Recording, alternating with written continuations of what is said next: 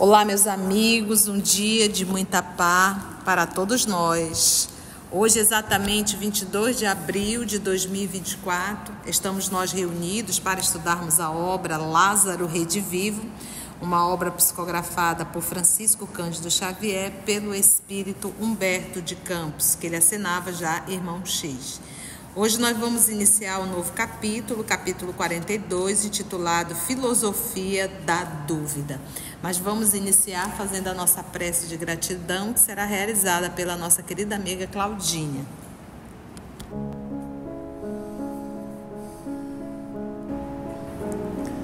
Senhor Jesus, um coração muito alegre, um coração muito grato, nos reunimos mais uma vez, Senhor, para o estudo, para novas lições, novos ensinamentos, que nós possamos, Senhor, trazer essas respostas para a nossa vida, trazer essas respostas para o nosso coração, para a nossa mente. O campo de luta que é a terra precisa da nossa coragem em fazer diferente, em ser diferente, em ser a diferença nessa jornada. Estar na carne, Senhor Jesus, é um presente, é um privilégio. É a bondade infinita de nosso Deus, que nós possamos, Senhor, aproveitar para a mudança, para a reforma, e que esses momentos de encontro, Senhor, possam fortalecer a nossa jornada. Que a assistência do plano espiritual te faça presente como sempre, envolvendo, inspirando, intuindo, para que sempre, Senhor, a melhor palavra, o melhor caminho, o melhor exemplo, Ele possa nos ajudar a esclarecer. Obrigado, Senhor. Fica conosco agora e sempre, que assim seja, Mestre.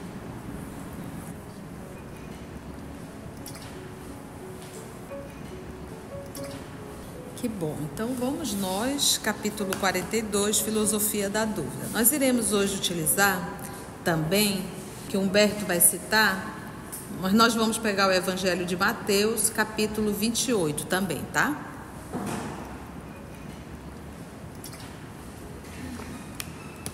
Vamos começar com o texto. Filosofia da Dúvida. Nem sempre os inimigos declarados da fé são os destruidores da edificação espiritual.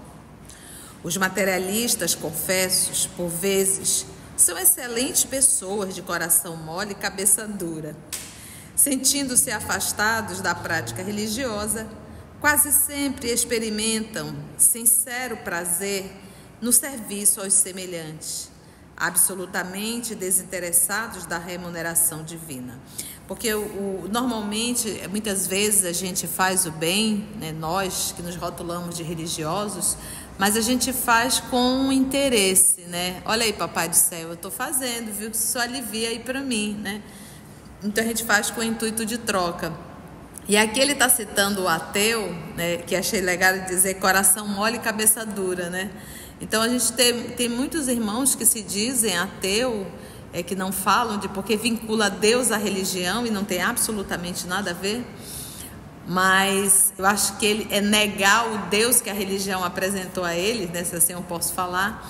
Então, mas são pessoas amorosas, são pessoas extremamente prestativas, pessoas queridas, né, pessoas assim amorosas. Então, por isso que ele diz, cabeça dura, mas o coração mole, né? Sentindo-se afastados da prática religiosa, quase sempre experimentam sincero prazer no serviço aos semelhantes, absolutamente desinteressados da remuneração divina. A descrença deles resulta muito mais da impossibilidade espiritual que da má vontade calculada, né? Impossibilidade espiritual, né? Ainda não foi possível essa aproximação.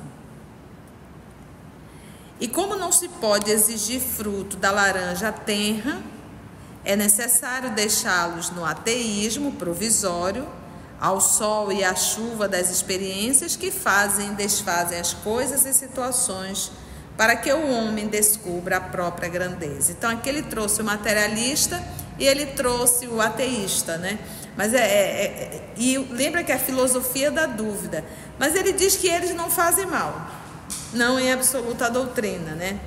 Nem sempre os inimigos declarados da fé são os destruidores da edificação espiritual. Então aqui teriam dois destruidores da edificação espiritual, que seria o materialista e o ateísta. Mas ele diz que nem sempre os inimigos declarados da fé são eles. Os caracteres verdadeiramente perigosos para os serviços edificantes da fé são aqueles que lhe recebem as bênçãos, absorvem as luzes e recolhem os benefícios, declarando-se contra ela no dia seguinte, empunhando as armas da inteligência com que precipitam no abismo da dúvida a mente frágil dos companheiros que lhes pedem amor. Olha que interessante. Por isso que o Kardec dizia que os maiores inimigos da doutrina ele encontrou dentro da própria doutrina, da própria sociedade parisiense. Interessante quando ele coloca, porque ele inicia falando os inimigos, né? E aqui ele diz, os caracteres verdadeiramente perigosos para os serviços edificantes da fé são aqueles que recebem todas as bênçãos. É aquilo, você está no espiritismo, recebe todas as bênçãos. Um belo dia você se vira contra o espiritismo, vai para as redes sociais e fica agora na condição de um detrator, de um inimigo, falando mal da doutrina, né? É um absurdo, né? Por isso que ele diz, absorve as luzes e recolhe os benefícios, declarando-se contra ela no dia seguinte, empunhando as armas da inteligência com que precipitam no abismo da dúvida a quem? A mente frágil dos companheiros que lhe pedem a mão. Porque eles acabam, de certa forma, influenciando outras cabeças frágeis, né? Eu digo que não existe ex-espírita, existe ex-frequentador de casa espírita. Ah, mas fulano passou 10 anos, isso não interessa. A pessoa pode estar 20 e não estudar. Quando se estuda seriamente essa doutrina, você encontra a terceira revelação. É impossível, não existe ex-espírita. Os sacerdotes do Sinédrio, que provocaram a crucificação do Cristo, permaneciam na rigidez de princípios que lhe caracterizava o trabalho e jamais esconderam o desagrado que a lição de Jesus lhe causava. Mas os soldados, pagos para declarar que a ressurreição não passava de embuste grosseiro, asseverando a maneira de observadores superinteligentes que os discípulos haviam furtado o corpo do mestre nas sombras da noite, esses sim ocasionaram graves distúrbios junto ao evangelho nascente. Vocês conheciam essa história? Então vamos lá, vamos conhecer essa história, está no evangelho de Mateus. Os soldados foram orientados pelos sacerdotes, eles foram lá e contaram que eles viram, né, um espírito avisando que o corpo de Jesus não estava mais lá. Então, quando eles foram contar para os sacerdotes pagaram uma soma para eles mentirem e dizer que não viram nada, só que eles viram. E por conta do dinheiro, eles negaram que viram. Então, esse sim fez realmente. Então, vamos lá, está no Evangelho de Mateus, capítulo 28. Eu vou pegar o 28 para vocês entenderem, tá? Jesus já tinha sido aqui sepultado. Após o sábado, ao raiar do primeiro dia da semana, que é domingo, Maria Madalena, ou Magdala, como você preferir, e a outra Maria vieram ver o sepulcro. E eis que houve grande terremoto. Terremoto é porque tremeu. Sabe quando você toma ali um susto muito grande? Diz, nossa, tremeu tudo. Lembra que os judeus, os hebreus, eles tinham uma linguagem muito figurada, tá bom? Então, o que seria linguagem figurada? Expressão idiomática. Olha, gente, passei o dia descascando abacaxi. Você entendeu? Né? No frigir dos ovos, né? Então, a gente consegue entender. Isso são expressões idiomáticas. Então, quando ele fala aqui, e eis que houve um grande terremoto. Ou seja, alguma coisa muito séria aconteceu. Pois o anjo do Senhor, descendo do céu e aproximando-se, removeu a pedra e sentou-se sobre a pedra. É um espírito, né? Chamam-se de anjo, nós chamamos de espírito. Ele foi lá, removeu a pedra e sentou-se em cima da pedra. O seu aspecto era como do relâmpago, e sua roupa alva como a neve. Relâmpago o quê? É escuro ou claro? Bem claro, uma luz intensa. E ele diz que a roupa era bem clara, né? Aí o povo quer pôr branco para achar que o branco vai resolver tudo, né, gente? Isso aqui é a exteriorização da alma. Você pode estar vestido de branco, mas é escuro a sua condição espiritual. Sem nenhuma luz, escuridão total. Então não é a roupa que vai falar da minha qualidade moral. Então aqui quando ele fala de branco, iluminado, é a exteriorização da alma, desse espírito. Sentou-se sobre a pedra. O seu aspecto era como do relâmpago e sua roupa alva como a neve. Os guardas tremeram de medo dele e ficaram como mortos. Os guardas ficaram o quê? Pálido, né? Endurecidos frente a uma visão daquela. O que vocês acham? A gente ia ficar calma frente a uma visão dessa? E ficaram como mortos. Mas o anjo, dirigindo-se às mulheres, disse-lhes: não temais, sei que estás procurando Jesus, o crucificado. Ele não está aqui, pois ressuscitou. Ressuscitar, dentro da cultura do judaísmo, é estar de pé, porque ele se levantou, tá? Não é o significado que a igreja te ensinou, que o espírito voltou para a carne e a carne levantou em absoluto. Sei que estás procurando Jesus, o crucificado. Ele não está aqui, pois ressuscitou, conforme havia dito. Vinde ver o lugar onde ele jazia, né? Onde ele estava, né? Veja o local. E depressa, ide dizer aos seus discípulos: ele ressuscitou de entre os mortos. E eis que vos precede na Galileia. É lá que o vereis. Vede bem, eu vô-lo disse. Elas, partindo depressa do túmulo, comovidas e com grande alegria, correram a anunciá-lo aos seus discípulos. Foram as mulheres que foram lá, porque isso era um costume das mulheres, ir até o túmulo e passar novamente os óleos essenciais, né, os óleos novamente no corpo. Era um trabalho delas isso. E de repente chegou lá, só encontrou esse anjo. Por que tinham os soldados? Porque dentro do Antigo Testamento, da Torá, era-se informado da vinda do Messias. Então, por isso é que quando ele entrou em Jerusalém, ele mandou buscar um burrinho, porque isso era a forma que o Messias estaria entrando sobre. Então, tudo isso estava no Antigo Testamento. O profeta Oséias falava muito nisso. Então, Jesus foi cumprindo para o identificarem como Messias. E de repente estava escrito também que o Messias estaria ressuscitando no terceiro dia. Então, para evitar, segundo os sacerdotes, uma farsa, o que eles imaginavam? Os discípulos vão roubar o corpo dele e depois vão dizer que ele ressuscitou, não é verdade? Então, para evitar essa farsa, o que eles fizeram? Colocaram 2 soldados de plantão lá. Por isso que esses 2 soldados romanos estão lá de plantão. Só que eles não esperavam que ia aparecer um anjo. Aí vamos para o versículo 9, a aparição às santas mulheres. E eis que Jesus veio ao seu encontro e lhes disse: alegrai-vos. Elas, aproximando-se, abraçaram-lhe os pés, prostrando-se diante dele. Então Jesus disse: não temais, ide anunciar a meus irmãos que se dirijam para a Galileia, lá me verão. Aí tem aqui no versículo 11, ainda do capítulo 28, a astúcia dos chefes judaicos. Enquanto elas iam, eis que alguns da guarda foram à cidade e anunciaram aos chefes dos sacerdotes tudo o que acontecera. Estes, os chefes, depois de se reunirem com os anciãos e deliberarem com eles, deram aos soldados uma vultosa quantia de dinheiro, recomendando, abre aspas, dizei que os seus discípulos vieram de noite, enquanto dormíeis, e o roubaram.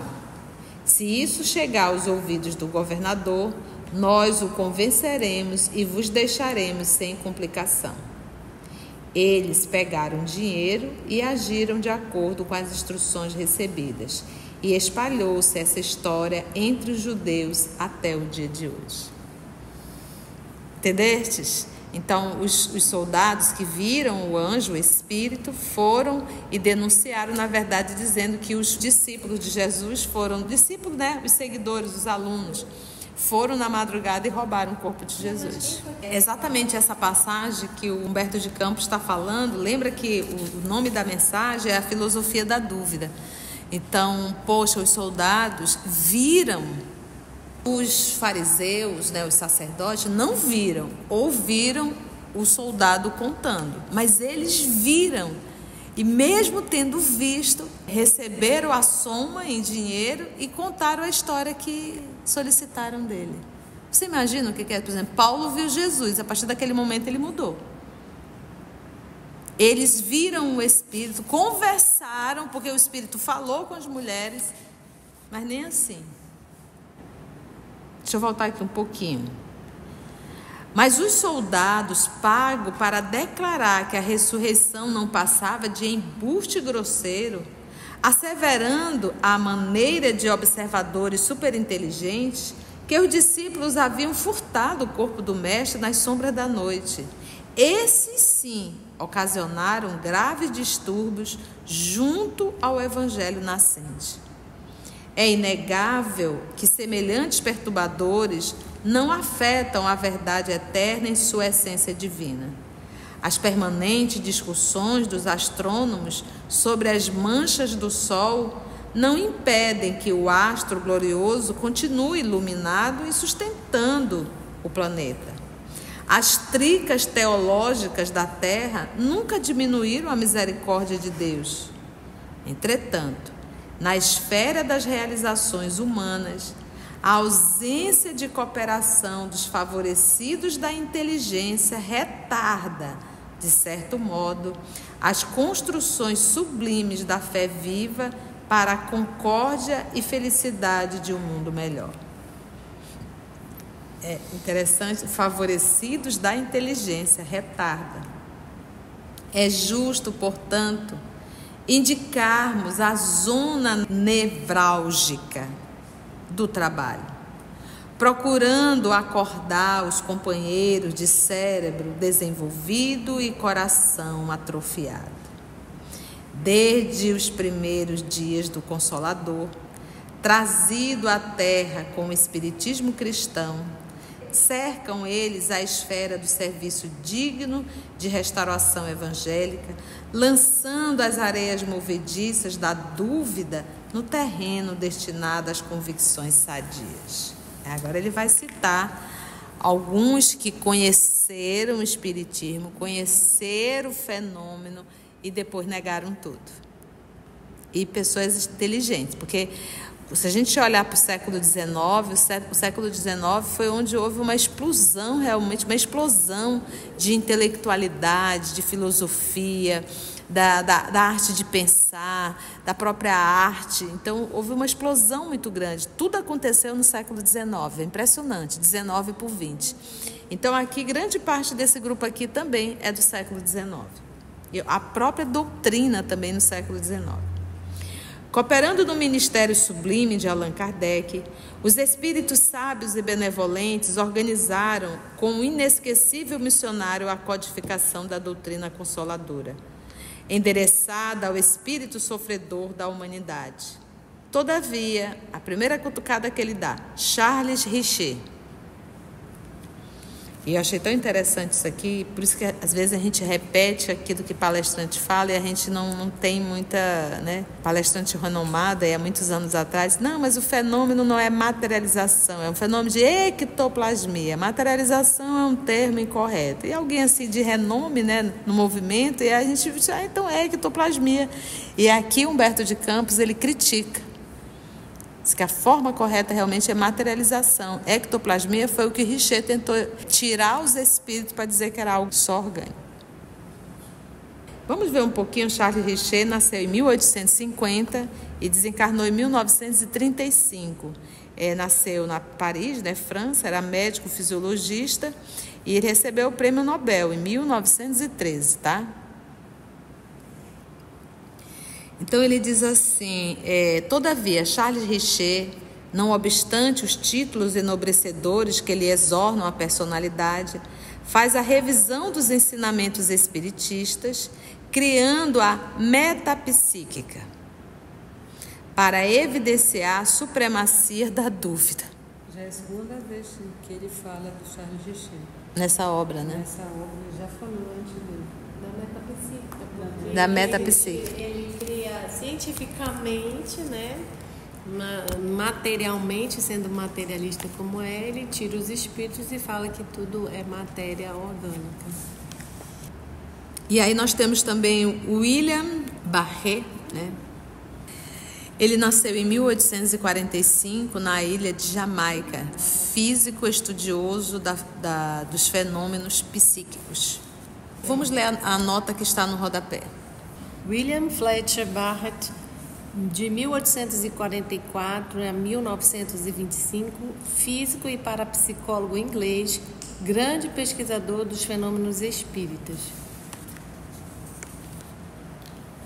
Legal. Ele era membro da Real Academia da Inglaterra.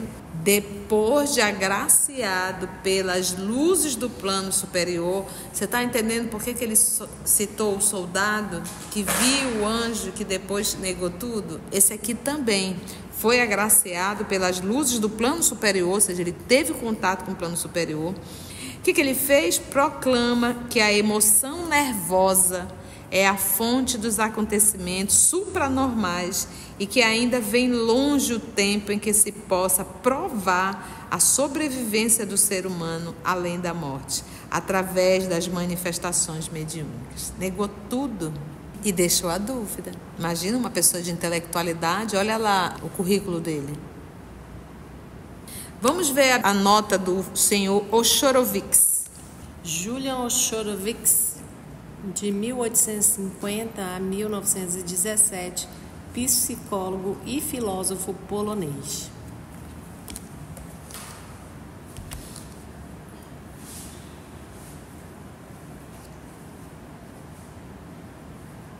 E ele estudou o ocultismo, o espiritualismo, a hipnose e a telepatia, né?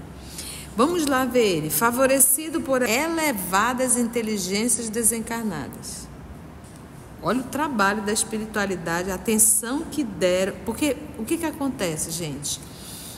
Veio o professor Denizar, mas veio falange de espíritos intelectuais para ajudarem o professor nesse trabalho em vários pontos.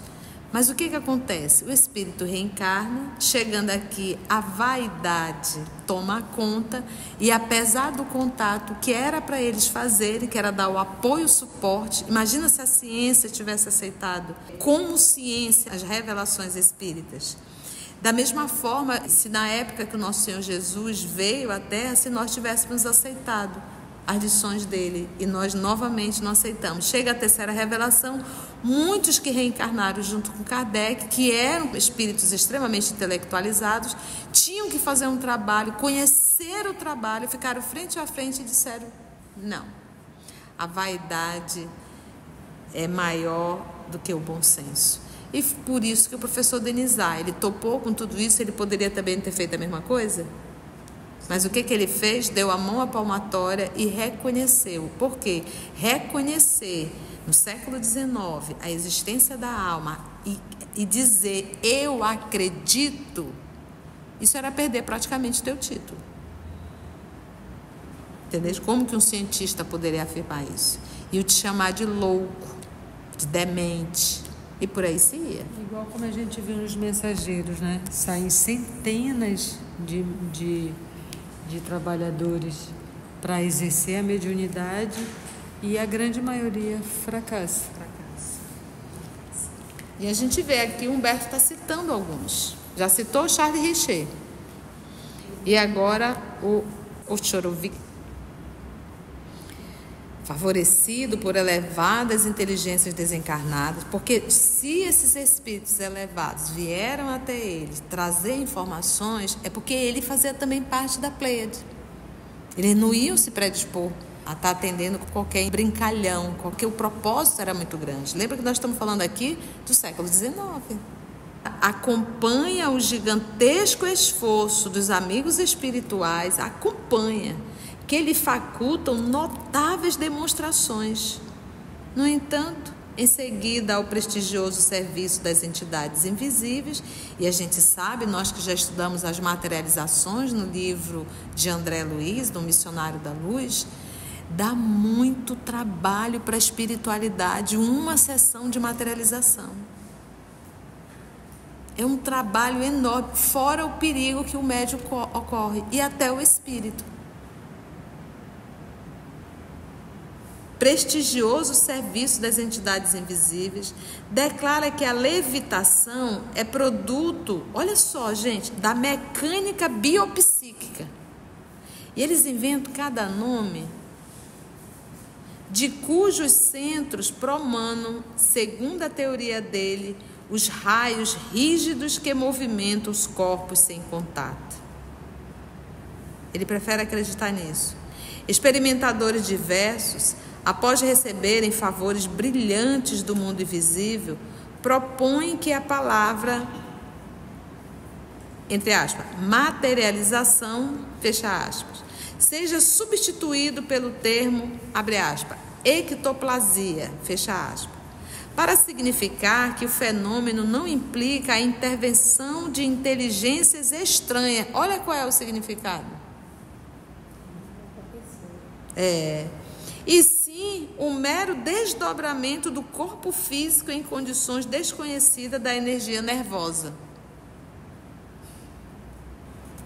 Então, o certo é dizer materialização mesmo. E ele ainda usa uma coisa que nem sabe o que é. Nem sabe o que é. Da energia desconhecida, na forma desconhecida dessa energia. E aí, mas que não é espírito, não. Mas não é espírito, não. Isso não dá pra gente. É como Kardec fala na revista, cria uma teoria mais absurda, mais estapafúrdia.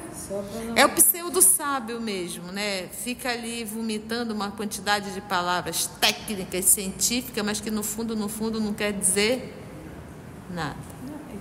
Que precisa ter um exercício de humildade para dizer, olha, até aqui a nossa ciência não vai, ela chega até aqui.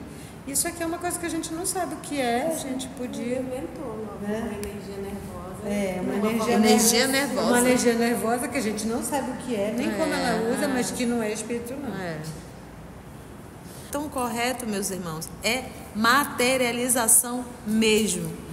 E não usarmos o termo ectoplasia. O Charles Richer, de repentino no caminho e muda, né? Por isso é que ele citou aqui a passagem dos soldados que viram e por conta de dinheiro, porque não é diferente, porque aqui é abrir mão da posição, do status, entendeu? Quem quer fazer do prestígio? Quem quer fazer isso, né? Cenas do próximo capítulo. Antes de orarmos em agradecimento, vamos ouvir algumas considerações da tia que destacamos neste estudo para a reflexão dos ensinamentos. Vamos aos destaques da tia? Ele vai citar alguns que conheceram o espiritismo, conheceram o fenômeno e depois negaram tudo. Muitas vezes a gente faz o bem, né, nós que nos rotulamos de religiosos, mas a gente faz com um interesse, né? Olha aí, Papai do Céu, eu estou fazendo, viu? Que isso alivia aí para mim, né? Então a gente faz com o intuito de troca. Kardec dizia que os maiores inimigos da doutrina ele encontrou dentro da própria doutrina. Eles acabam, de certa forma, influenciando outras cabeças frágeis, né? Eu digo que não existe ex-espírita, existe ex-frequentador de casa espírita. Ah, mas fulano passou 10 anos, isso não interessa. A pessoa pode estar 20 e não estudar. Quando se estuda seriamente essa doutrina, você encontra a terceira revelação. É impossível, não existe ex-espírita. O povo quer pôr branco para achar que o branco vai resolver tudo, né, gente? Isso aqui é a exteriorização da alma. Você pode estar vestido de branco, mas escura a sua condição espiritual. Sem nenhuma luz, escuridão total. Então não é a roupa que vai falar da minha qualidade moral. Os soldados que viram o anjo, o espírito, foram e denunciaram, na verdade, dizendo que os discípulos de Jesus foram, discípulos, né? Os seguidores, os alunos, foram na madrugada e roubaram o corpo de Jesus. É exatamente essa passagem que o Humberto de Campos está falando. Lembra que o nome da mensagem é a filosofia da dúvida.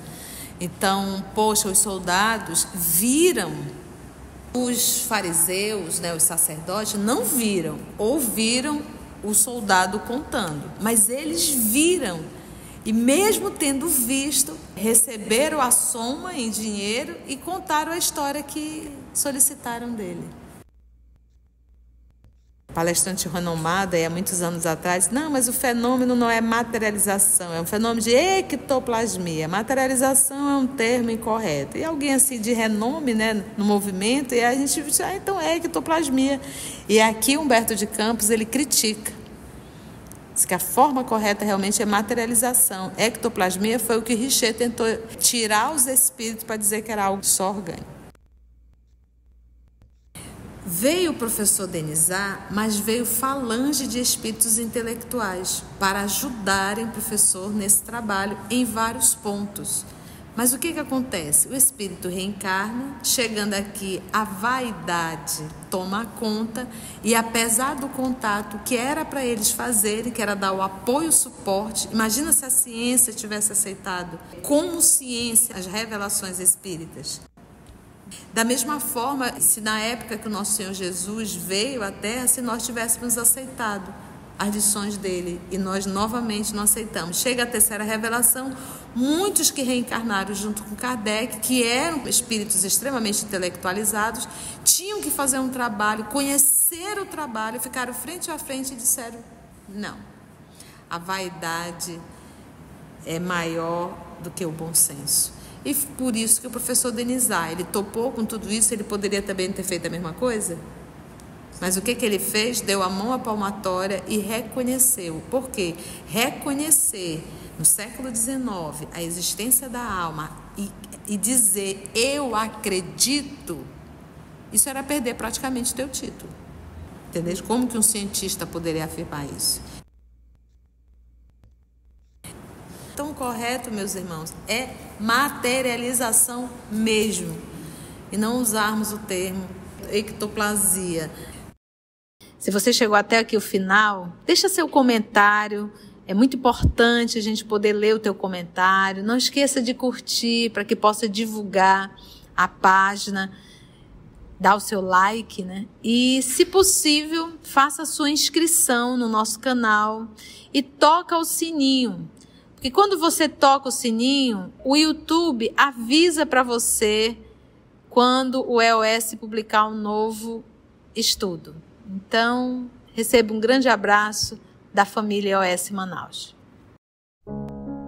Assim, concluindo o nosso estudo de hoje e agradecendo o nosso Mestre Jesus por mais este momento de aprendizado, vamos orar? E assim agradecemos a Deus, nosso Pai, agradecemos a Jesus, o nosso Mestre por excelência, e aos amigos espirituais aqui presentes que conduziram o nosso trabalho. Muito obrigada, Senhor. Graça te damos.